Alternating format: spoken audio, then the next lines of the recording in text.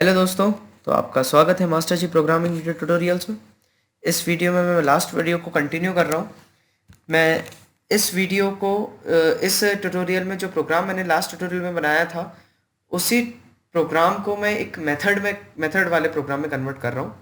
क्या करूँगा, मैं जो मल्टीप्लाई का पूरा जो पार्ट है मैं उसको एक फंक्शन में दे दूँगा और सिंपली वो जो एरे मैंने क्रिएट करी है वो मेन फंक्शन में ही रहने दूंगा और उस एरे को पास करूँगा।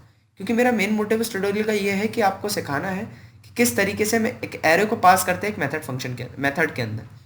और दूसरी चीज़ मेरे को आपको बतानी है, जो ड्रॉबैक था फॉर इनेंस्ड फॉर लूप का वो भी मेरे को आपको समझाना है। तो ये दोनों चीज़ें मेरे को समझानी है। तो सबसे पहले मैं स्टार्ट कर रहा हूँ आपके साथ।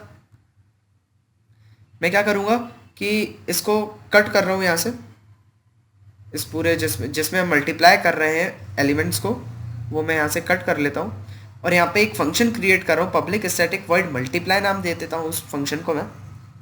और इसमें जब भी हम एक एरे पास करते हैं तो एरे पास करते समय हम सिर्फ उस एरे का नाम पास करते हैं। जावा में आपको मैं बता देता हूँ सबसे पहले ही। और जब हम आर्ग्यूमेंट लेते हैं किसी फंक्शन के अंदर तो उसमें डेटा टाइप और जो भी एरे का नाम आपको रखना है वो आप कुछ भी रख सकते हैं, वेरिएबल रखना है और स्क्वायर ब्रैकेट्स का यूज़ करना पड़ता है।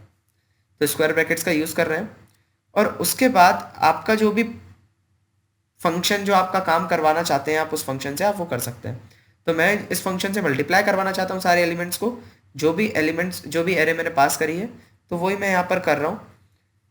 बस यहाँ पर अब मैंने जैसे कि एक्स एरे को चेंज कर दिया है, जो मैंने ए यहाँ से पास करूँगा वो एक्स यहाँ पर आ गया है, तो इस ए को मेरे को एक्स करना पड़ेगा। और जब हम m इज इक्वल्स टू 1 रखेंगे तभी वहाँ पर मल्टीप्लाई हो पाएंगे सारे एलिमेंट एक दूसरे से, क्योंकि हमें इनिशियल वैल्यू देनी पड़ेगी m की। उसके बाद हम यहाँ पर मल्टीप्लाई फंक्शन को कॉल करेंगे। सिर्फ सिंपली नाम लिखना है मल्टीप्लाई फंक्शन का और उसमें a को पास करना है। यहाँ पर हमें साइज को भेजना ज़रूरी नहीं होता है, यही जावा का एडवांटेज है। हमें जब हम पास करते हैं एरे को तब हमें सिर्फ और सिर्फ उसका नाम पास करना पड़ता है, हमें साइज पास नहीं करना पड़ता है। System dot out dot print ln, आप चाहें तो यहाँ पर एरे को प्रिंट करवा सकते हैं पर मैं नहीं चाहता, तो मैंने डायरेक्टली प्रोग्राम को रन करता हूँ। मैं ये सब चीज़ों को स्किप करते हुए डायरेक्टली प्रोग्राम को रन करते हैं। अब आप डायरेक्टली प्रोग्राम रन कर सकते हैं। आप देख सकते हैं आंसर आ चुका है आपका, मल्टीप्लाई इज इक्वल्स टू 120। जो हमें चाहिए था वो आंसर में मिल चुका है। वही मैं कह रहा था कि आंसर में कोई चेंज नहीं आएगा क्योंकि हमने वही एलिमेंट्स लिए हैं। अब हम यहाँ पे क्या कर रहे हैं, इनहेंस्ड फॉर लूप को हटाकर अब हम सिंपल फॉर लूप का यूज़ करेंगे। कारण क्या होता है मैं आपको बता दूं। जैसे मैंने आपको बताया कि जो ये आई है वो रेफरेंस लेता है, वो सिर्फ और सिर्फ रेफरेंस लेता है डेटा एलिमेंट्स का, ना कि उस डेटा एलिमेंट्स में मैनिपुलेशन करता है। अब मान लीजिए आप जो भी डेटा एलिमेंट्स हैं उनके सारे एलिमेंट्स में आप +2 ऐड कराना चाहते हैं। पहले एलिमेंट में भी ऐड कराना चाहते हैं 2, दूसरे एलिमेंट में भी, तीसरे एलिमेंट में, चौथे एलिमेंट में, पांचवें एलिमेंट, सारे एलिमेंट्स में आप 2 ऐड कराना चाहते हैं। तो आपकी जो मैनिपुलेटेड एरे होगी वो, यानी कि जो ऐड होने के बाद जो एरे आंसर आना चाहिए आपका आना चाहिए 3 4 5 6 7। तो आप ये आंसर चाहते हैं। अब तो क्या मैं आई में ही चेंज करके वो आउटपुट को पा सकता हूँ? देखते हैं। मैं आई, जैसे मैंने आपको बताया कि आई के थ्रू आप एक्सेस कर सकते हैं डेटा को, पर मैनिपुलेट नहीं कर सकते हैं। तो मैं एक्सेस कर रहा हूँ यहाँ पर I is equals to I plus 2। तो सारे एलिमेंट्स में मैं ऐड करता जा रहा हूँ 2 को। अब आप अगर प्रिंट करें और इसको रन करते हैं तो आप देख सकते हैं मैंने मेन फंक्शन के अंदर रन किया, 1 2 3 4 5 ही आया, कोई चेंज नहीं आया आपके एरे में। अब आप ये सोच रहे होंगे वहाँ पर चेंज नहीं आया, पर अगर मल्टीप्लाई फंक्शन में मैं इस चीज़ को प्रिंट करवाता तो ज़रूर चेंज आता। तो आप ये सोच रहे होंगे कि अगर मैं एक्स एरे को प्रिंट करवाऊंगा, ए एरे को नहीं, अगर एक्स एरे को प्रिंट करवाऊंगा तो वो चेंज आपको दिखाई देगा, पर ऐसा नहीं है। अगर आप यहाँ पर भी अगर आप एक्स एरे को प्रिंट करवाएंगे तो चेंज नहीं आएगा। ओ सॉरी, मैंने ए को एक्स करना भूल गया, यहाँ पर एक्स यूज़ करना है, ए यूज़ नहीं करना है। उससे पहले मैं आपको एक मैसेज देता हूँ यूज़र को, जिससे कि समझ में आया उसको कहाँ पे कौन सी वैल्यू प्रिंट करवा रहा हूँ मैं।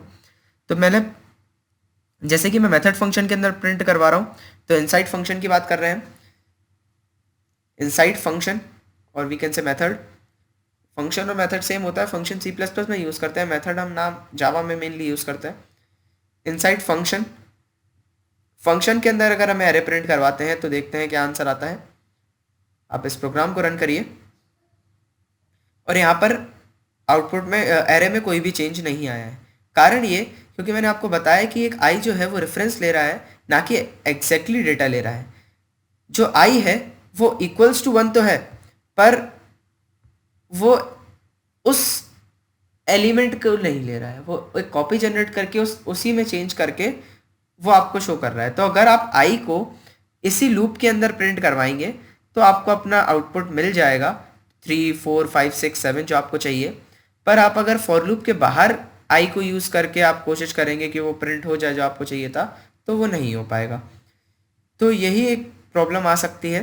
तो इसीलिए हम एक सिंपल जो बेसिक हमारा फॉर लूप होता है 0 से लेकर x डॉट लेंथ या a डॉट लेंथ तक चलाते हैं जो हम, और एक एक करके हम एलिमेंट्स को एक्सेस करा के उसमें मैनिपुलेशन करके, मैनिपुलेशन का मतलब होता है चेंज करके हम एलिमेंट्स को यूज़ करते हैं, वो तरीका अगर हम करेंगे तो वो यहाँ पर हो जाएगा। मैं अब क्या करता हूँ, इस लूप को मैं सिंपल फॉर लूप में कन्वर्ट कर देता हूँ। यहाँ पर भी मैंने इनसाइड मेन मेथड नाम दे दिया है जिससे कि आपको समझ में आए कि कौन सी एरे कहाँ पर किसकी है। तो अब मैं सिंपल फंक्शन फॉर लूप को यूज़ कर रहा हूँ। If I is equals to 0 and I is equals to is less than X dot length, जो कि सिंपल फॉर लूप होता है। और अब आई की जगह ए ऑफ आई यूज़ करना पड़ेगा। अब आई का कोई भी यूज़ नहीं रह चुका है क्योंकि अब वो आई जो है वो इंडेक्स हो चुका है, ना कि एलिमेंट्स की कॉपी। ए ऑफ आई अब हमने क्या करा है, अब डेटा में चेंज कर दिया है। तो अब जो डेटा में चेंज किया है वो हमारे मल्टीप्लाई फंक्शन में भी शो होगा और मेन फंक्शन में भी शो होगा। ये जावा जो क्या करता है कि जो एक्चुअल एरे होती है, जो ओरिजिनल एरे होती है उसमें भी चेंज करता है, ना कि जो उसकी कॉपी पे एरेड है उसमें चेंज करता है। वो पूरी टोटल ओवरऑल चेंज करता है। तो जैसे कि मैंने यहाँ पे मल्टीप्लाई भी कर दिया है सारे उसको, और यहाँ पर मैं +2 ऐड भी कर रहा हूँ सारे एलिमेंट्स में। और अब मैं उसको अगर प्रिंट करूँ, यहाँ पर आप मेन फंक्शन में नेक्स्ट फॉर लूप का यूज़ करिए, कोई प्रॉब्लम नहीं है। पर आप जहाँ पर मैनिपुलेशन कर रहे हैं उस जगह आपको सिंपल फॉर लूप यूज़ करना पड़ेगा। अब आप आउटपुट देख सकते हैं मेन फंक्शन में भी और मल्टीप्लाई फंक्शन में भी, दोनों जगह आपका आउटपुट जो आपको चाहिए था मैनिपुलेटेड एरे वाला यानी चेंज एरे वाला +2 करके वो आपको मिल चुका है। तो यही मैं आपको दिखाना चाहता था कि ये नेक्स्ट फॉर लूप का ड्रॉबैक क्या है। थैंक यू, मिलते हैं नेक्स्ट ट्यूटोरियल में जिसमें आपको और इम्पॉर्टेंट चीज़ें सिखाऊंगा जावा से रिलेटेड और एरे से रिलेटेड। Thank you.